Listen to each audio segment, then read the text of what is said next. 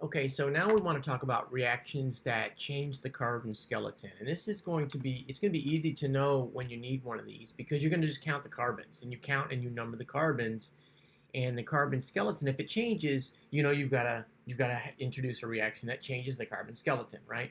So for some transformations, it may be necessary to tamper with that. And if you see that you're asked to go from a 3 carbon compound to a 5 carbon compound, you know you've got to find a reaction that changes the carbon skeleton. When the synthesis requires the carbon skeleton to be altered, you need to know which reactions that you can use to add or remove carbons. Okay, most reactions learned so far have only been able to change a functional group, right, or change the location of it. But we have had one reaction, which is magic, where we can increase the number of carbons, right? So we go from a 4 carbon compound here, and if we add it to, right, Rx, right, these electrons come, boom, boom, we do an SN2 reaction, or in the case of more specific case of this, right, boom, boom, right, and we go from a 1, 2, 3, 4, 5, 6, 7 to a 7 carbon compound, right? And there's our new bond. These electrons are right here. They are right there. Okay, so we make a 7 carbon compound. So we know how to increase the number of carbons in a molecule. And so far, this is the only reaction that we have in our arsenal. So you know you're going to have to use this. If you increase the number of carbons in a carbon skeleton, you know you have to use this particular reaction. Be ready to use this reaction.